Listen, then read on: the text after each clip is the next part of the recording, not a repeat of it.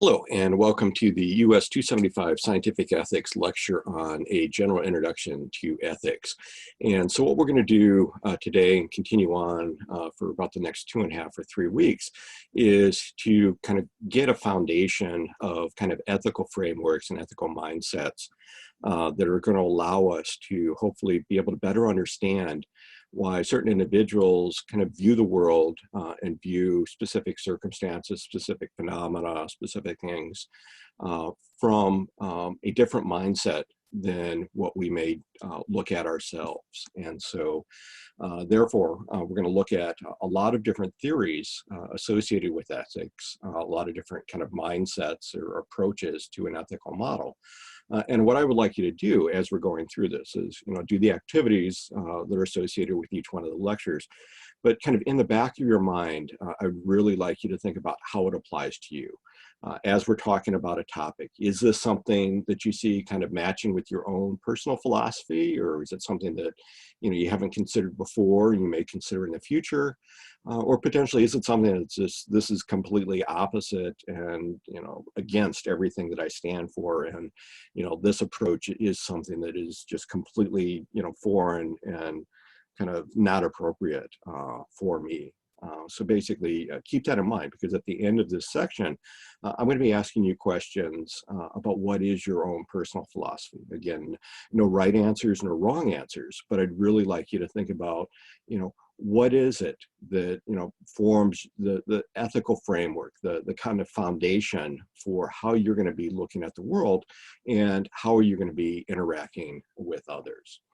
And so, again, we're going to start relatively general for this. So we've, talked about ethics a little bit, but kind of in a greater kind of perspective, what ethics is kind of approach that allows us to think about how should we live our lives? How should we interact with others? What is good? Is the good from my perspective similar to the good from somebody else's perspective? And how does that kind of definition of good impact on our interactions with one another? And another example of an ethical question is what is right and what is wrong? Things that we in kind of a modern kind of Western civilization may think about as being appropriate and permissible may be kind of illegal, or at least against the cultural tenets of another society or another society at a different time. And similarly, things that another society, another culture may be doing, we're going to look at that and say, that's not right. How can they get away with doing that? Why are they thinking about that? Why are they doing this? And again, the whole approach for that is that they're going to be working on, a different ethical model, a different framework. And because of that, they're going to be viewing the world a little bit differently. And so again, starting relatively general in an effort to try to kind of define or explain, how it is we should live or what is good, we often take an approach of kind of persuading others or kind of convincing others to our own mindset. And one way of looking at this, the kind of approach of persuasion, or at least persuasion within ethics, is this pyramid of ethos, pathos, and logos. And ethos, Greek for character, is basically kind of working, making arguments based on credibility, based on trust. And again, the character that would be kind of respected and deferred to in one society may be very, very different than the character that's expressed in another society.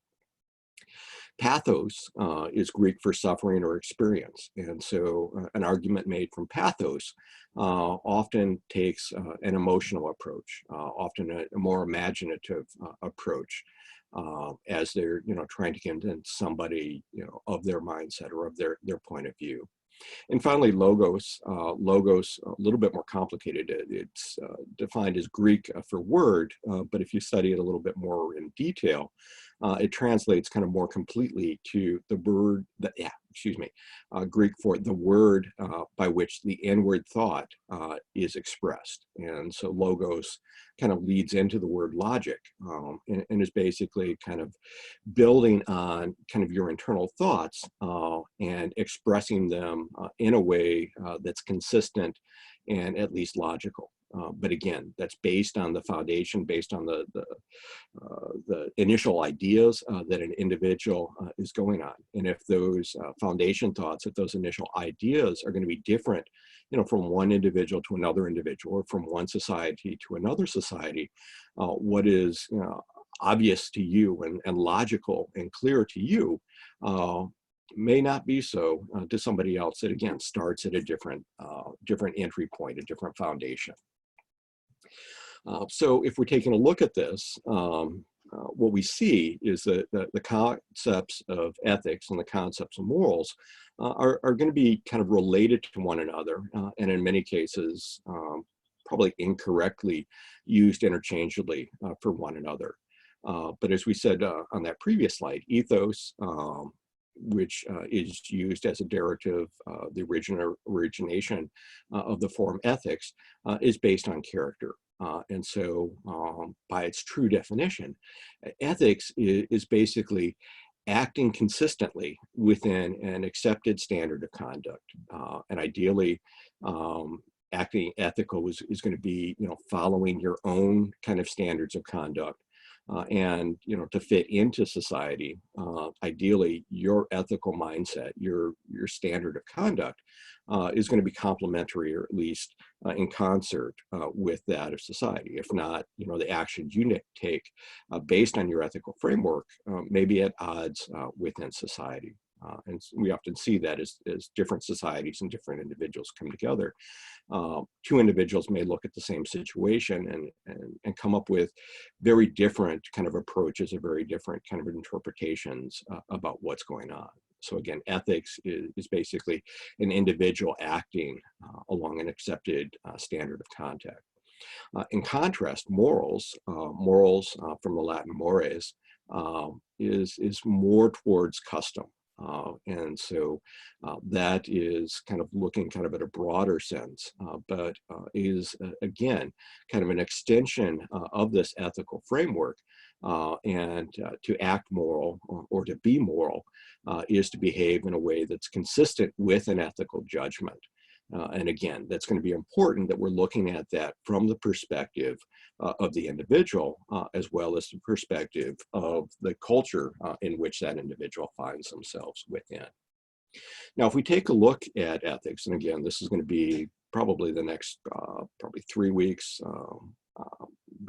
pretty much the next 3 weeks, we're going to be looking at kind of divisions of ethics and different approaches of ethics. And so what I'd like you to think about is these different areas. We're going to focus in primarily on moral philosophies and ethical theories, but there are also going to be divisions of ethics described as descriptive morality, as well as applied ethics.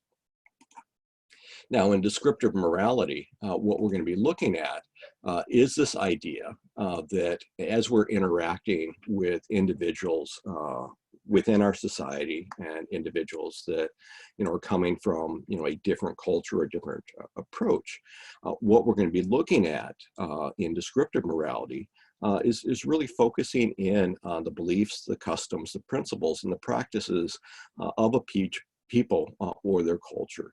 And descriptive morality can be thought about as a way to really kind of study kind of a diverse culture, at least a culture that may be different than our own, and trying to really understand what is their mindset, what is their way of approaching life, how is it that they're going to be going through and answering those basic questions that we talked about early on within this lecture. How should they live within their culture based on their ethical and moral perspective? What is good within that culture? And again, what's good in one culture may be very, very different than what's viewed as good in another culture. And so descriptive morality is basically kind of describing or kind of identifying the principles from one kind of group of individuals or one culture and another. And again, this is going to be a very important approach, especially within this course, but as you're going out and interacting with others that are kind of a diverse mindset, a diverse kind of approach to life than where you grew up, and the approach that you kind of based on your background are taking in life. Moral philosophy, ethical theory, and again, this is going to be what we're going to be focusing in on over the next couple of weeks, is going through and coming up with kind of explanations or descriptions which allow us to come up with the concepts of right or wrong, good or evil, what's permissible and what's, illegal or at least viewed poorly within society.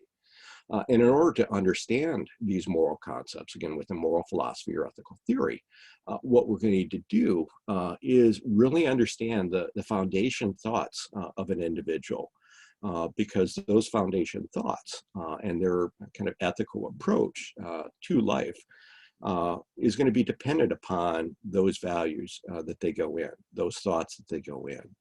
And so what we're looking at with ethical theory is basically getting a better understanding about what it is that's permissible in the actions of an individual, and especially that individual as they're interacting within a group dynamic or basically interacting within their cultural setting. Applied ethics, which we're going to spend some time talking about in the later portions of this course, is using our ethics to address moral problems. And some examples of this are on the slide. Some controversies, highly controversial within our society. Is abortion right or wrong? Is capital punishment right or wrong? Should it be allowed? Should it be encouraged? Look at any of these. Euthanasia, end of life issues. What we're looking at and the controversies we see it, anytime, you've got the abortion rights activists in conflict with the pro-life activists. If you've got a criminal that's going to be put to death using capital punishment, you've got, protesters that are going to be coming out, and in many cases, supporters that are going to come out and counter-protest this. Is one group right and one group wrong? From kind of an ethical approach, no. One group is acting based on their ethical philosophies and trying to extend their ethical philosophies to kind of a greater group of people. And the controversy comes about because they're trying to take their mindset, their view of the world, and dictate or at least direct the actions of others. And so because of that, these controversies develop, not because of a difference between right and wrong, but because of a difference in the ways that individuals are acting based on their own kind of ethical and moral frameworks. And so, in most cases, and there are exceptions, but in most cases, both people on opposite sides of these controversies feel that they're doing the right thing. That they're acting ethically and morally, and they're really trying to, protect others by conveying their actions, by conveying their mindset to either allow or limit things that are going on within society. And again, these controversies develop because there's difficulty. They're at odds with one another, and in many cases, what we see is that the individuals in these situations really can't see the situation from the opposing viewpoint. And because of that, these controversies become more and more difficult. Another example of applied ethics is professional ethics. And this is something that you see within professional societies. We've got the example of the Hippocratic Oath on the slide right now. But what you're going to see is that many professional societies are going to go through and they're going to have expectations for practitioners in their field. And again, this is based on kind of a group of professionals kind of going through and establishing what it is that they feel is appropriate for practitioners within the field.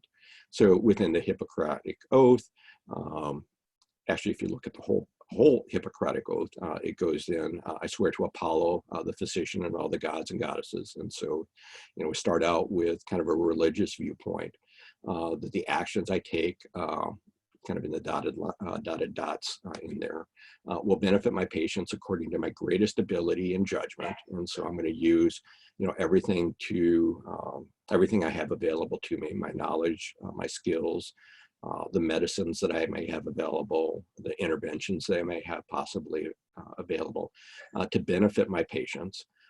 And the part of the Hippocratic Oath that, kind of is still kind of thought about, the oath that doctors take, is that I will do no harm or injustice to them. And so I will be acting in a way that is to the benefit of my patients. And ideally, what I'm going to be doing isn't going to make them sicker or, potentially die or harm them in some way. And so when we take a look at this, many times, especially within professional society, what we're looking at are described as normative principles. And so a professional society is a group of professionals, a group of physicians that say, okay, if you want to be an ethical physician, you need to follow these guidelines for acceptable behavior. For physicians, it's to do no harm. And when we take a look at again, the guidelines for that acceptable behavior are going to be very, very different based on the foundation of thought, or based on the kind of ethical foundation, the ethical principle, the ethical ideas that are the starting point for whatever it is that their viewpoint is going to be. And as we're going to see, depending upon where that starting viewpoint is going to dictate kind of your endpoint.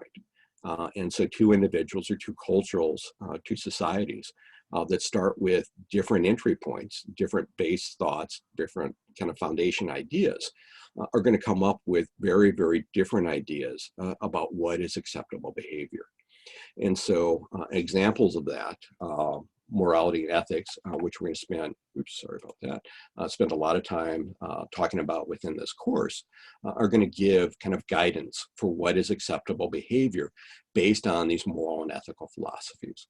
But we've seen lots of other examples of kind of defining what is acceptable within a society, what is allowed within the society, especially throughout history. Prior to, about 200, 300 years ago, religion was very active in the kind of running of governments, the running of societies. And so the religious tenets, the religious rules were often used as a starting point on what's acceptable and unacceptable within society. And many of the laws that we see, again, the laws, the next example of that, are based on the religious principles that were laid down in time. And so because of that, even some of the laws that we've got on the books today are based on, the same basic religious ideas that were within society, hundreds or even thousands of years ago. And another example of normative principles are etiquette. What are the good manners? What is appropriate when you're interacting with one another? How do you drink your tea? How do you interact with one another in a polite way, using, appropriate manners and appropriate interactions. Some of these, again, have penalties associated with unacceptable behavior. If you are doing things that are unacceptable in the views or at least the eye of the law, you could potentially be fined or, go to jail for it. If you act in an unacceptable manner in relationship to religion, depending upon the religious viewpoint you have, your soul may be, damned to hell, or you may, be reborn in a lesser form if you're in a society or religious society that views reincarnation. So there are penalties for, having unacceptable behavior or acting against society's norms based on these principles. And so what we're going to focus in on, again, within this course, at least the first portion, is studying the concepts of morality and ethics, so that we can come up with kind of rules that are based on reason and based on human experience. But again, they're going to be dependent upon those foundation ideas, dependent upon kind of the initial information that's going in and determining what's acceptable and unacceptable within society. And so again, some different examples of the approaches with this, and a lot of overlap we can see, is religious views often are going to be based on some type of rules that are presented by a divine authority, by a god or gods, through the process often described as revelation, where appropriate behavior, things that are allowed or things that are not allowed, are going to be revealed to individuals, often prophets or individuals that are recognized as leaders within the field, by an interaction with their deity, with their god or gods, and that god or gods is going to define to them what is the appropriate behavior. And so what you see in many religions is that much of the religious practices are focused on teaching the religion, but more importantly, are using those religious teaching as a way to instill the moral principles of this religious society on the practitioners so that they understand what's allowed and what's appropriate within this religious society. The laws, again, kind of another example of this. Laws, as opposed to kind of divine revelation, are rules that are established and enforced by society. And now, starting out with this, what I can tell you is that, as I said on that previous slide, these rules that are established are often based on the perspective of the individuals making the laws. And so because of that, if you have individuals that have a strong religious background, a strong religious upbringing, those thoughts and those ideas are going to serve the foundation for the laws that are going forward.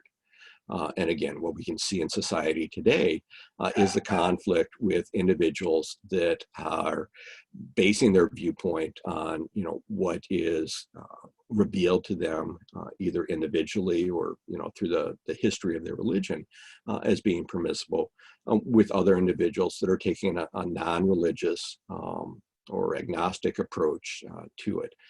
And because of that, the agnostic approach is going to be applying different mindsets, not the ideas revealed by the religion, but experiences that the individuals may have, or different approaches that are viewed as logical based on kind of an approach that they may be taking.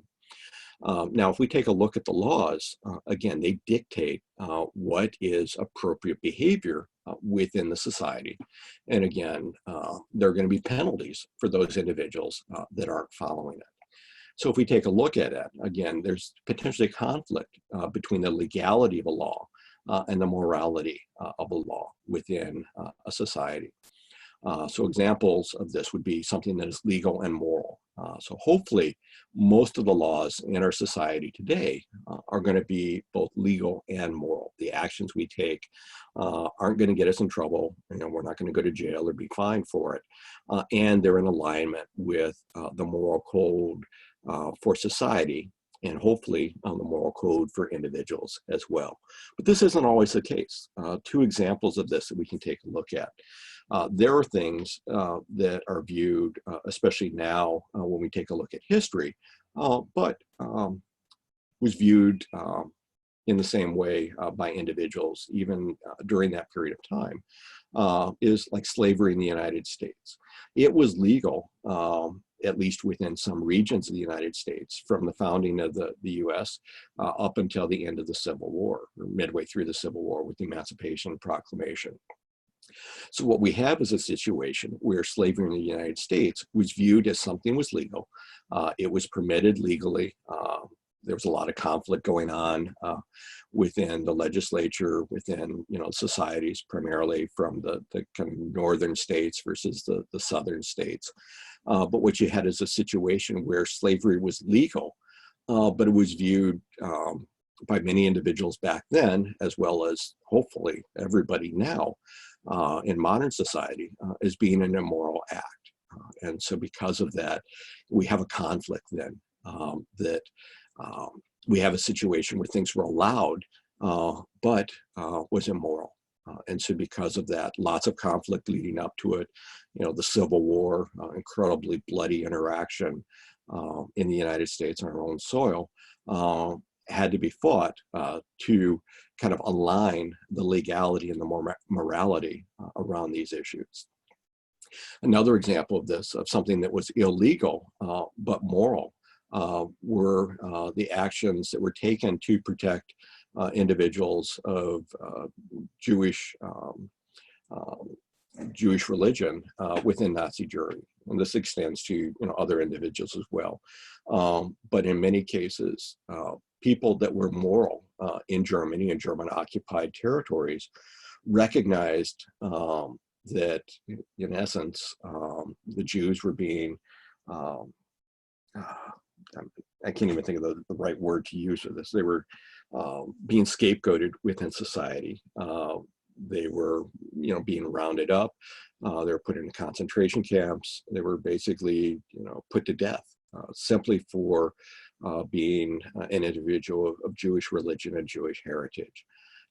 Many individuals acted in response to that by going out of their way and attempting to assist Jewish individuals to either hide, to prevent them from being, taken by the Nazi German forces at that time, or worked actively to take the individuals and get them out of Nazi-occupied regions so that they would be saved. And so that was an action that the individuals took at great risk to themselves.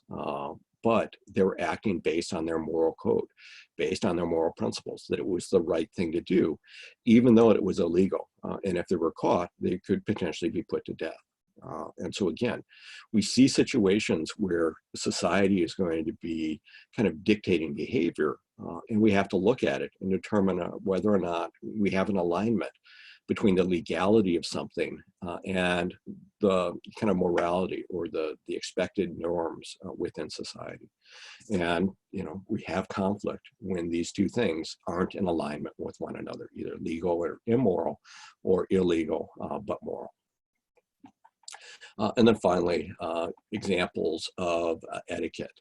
Etiquette is, polite, acceptable behavior when interacting with one another. And so an example of a moral etiquette is to be respectful for one another, to kind of tip your hat as you kind of approach an individual in recognition. And that was something that was seen as etiquette, 50, 100 years ago, that's kind of fallen out of favor now at this time. Not to say it was right or wrong, but basically it's not viewed as being kind of polite or kind of appropriate interaction now at this point. Okay, so if we take a look at this, and again, as we're going through these different descriptions of different kind of ethical frameworks and kind of the applicability of these kind of foundation ideas to kind of our own mindset and our view of understanding what different individuals are going to be doing in society. The hope is that moral principles are going to have a variety of traits, and we'll look at these individually, but they're going to be traits of prescriptivity, universalizability, overridingness, publicity, and practicality. And so again, if we take a look at this, prescriptivity is basically the moral principle should guide your actions. It should provide advice to an individual as to how should they act in a given situation. And so the example over here is a traffic policeman in China, which is being prescriptive. He is directing traffic. He is telling people how to kind of interact with others within the society. And in this case, the society is the kind of the intersection that he's working at. But in doing that, and again, this isn't ethical or moral, but it's an example of what ethical and moral philosophies or principles should be doing. It's going to be influencing their behavior. It's going to be advising people, but on what is going to be appropriate. Universalizability is this idea that a moral principle should be consistent. We shouldn't have a situation where we're going to treat some individuals in one way, but we're going to treat other individuals in a different way. And so again, basically put it in no preferential treatment. Ideally, if it's universalizable, what we're going to have is a type of behavior or permissible behavior which all individuals are going to be treated the same. And the hope in this is that if you were treating all individuals in the same and appropriate way, that appropriate behavior for all individuals that interact with you is going to, come back to you. Treat others as you would have them treat yourself, in essence. And so, there aren't situations where, it's permissible to do it now, except for, I can't think of the movie, but there was a movie, I think it was The Purge, that says, okay, one night a year, all the rules go out of place for, 12 hours and society breaks down. So, there are, lots of murders, lots of robberies, things like that during that time. That, based on the movie, is kind of logical, based on the tenets of the movie. But again, based on kind of our ethical and moral framework, we look at that and see that as being very foreign or very different from what we would accept. Overridingness, and you're going to see this later on when we talk about the thoughts on how I want you to think about applying this, is what principles are held at the highest level. What happens if two principles are at odds with one another? What overrides it? What is the ethical framework or the moral idea that is going to go through?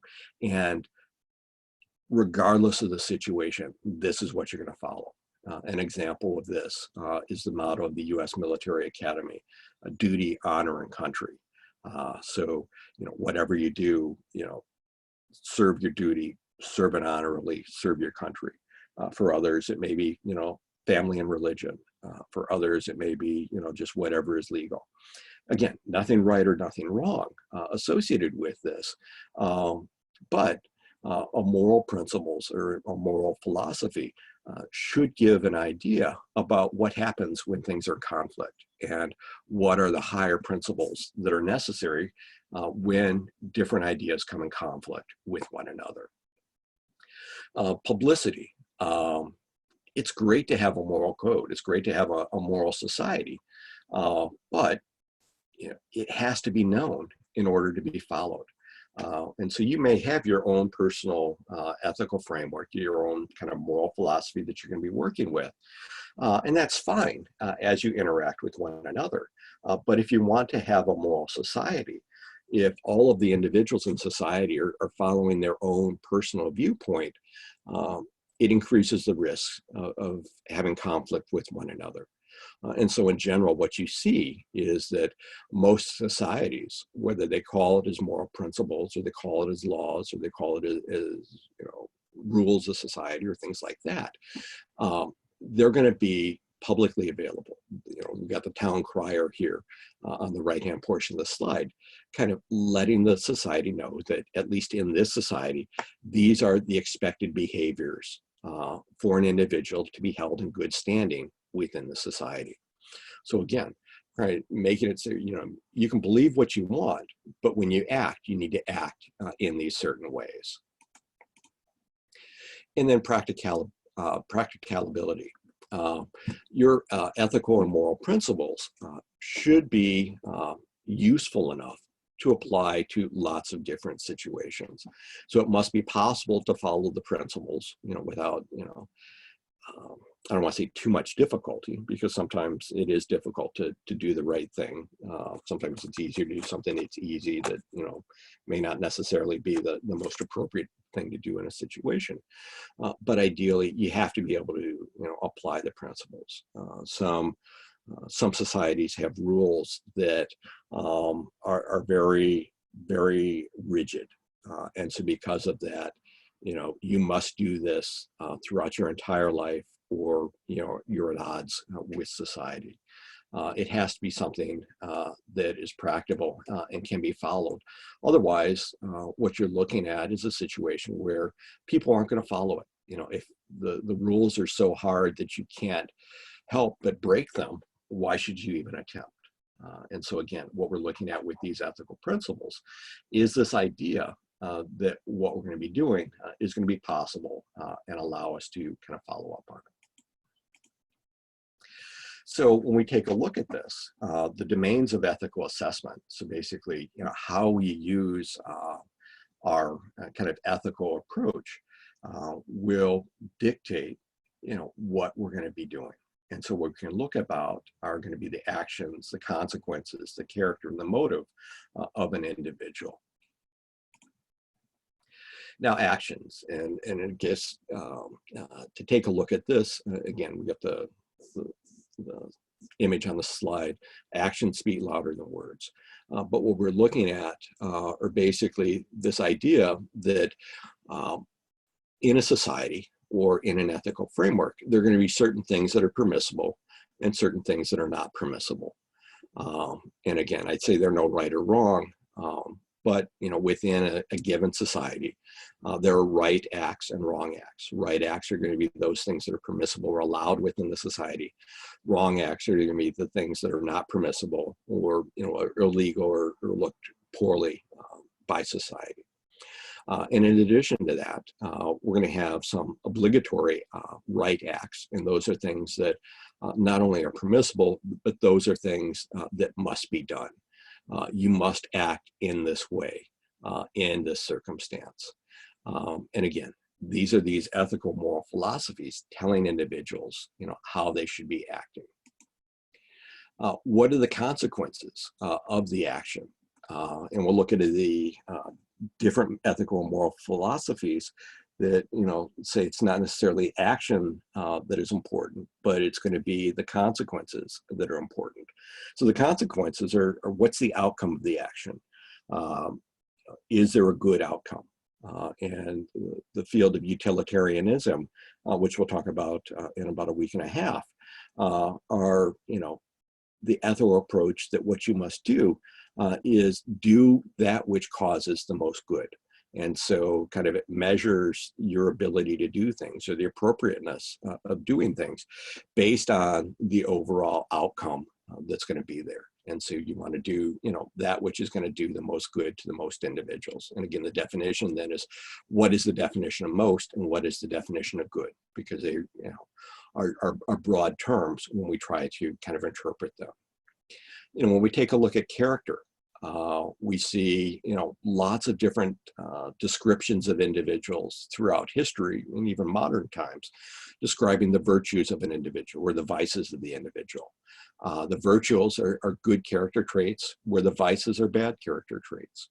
And so we'll spend a little bit of time talking about virtue theory. Started out with Aristotle, but this idea that in the development of good character, if you have good character, this is going to allow you to act appropriately.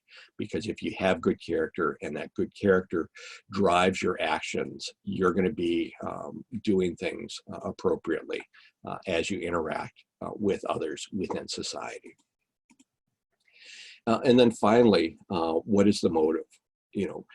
Is somebody doing this because they're being true to their heart? Or is somebody doing this because they were told that they had to? Or somebody doing this to, kind of impress somebody else, and so that, they'll gain their attention or, become friends with them or, become something else. And so basically, what is the intent of the action? And there are ethical philosophies that say, it doesn't matter, what the outcome is, as long as you made a good attempt, a good intention, you tried to do the right thing, that's what's appropriate.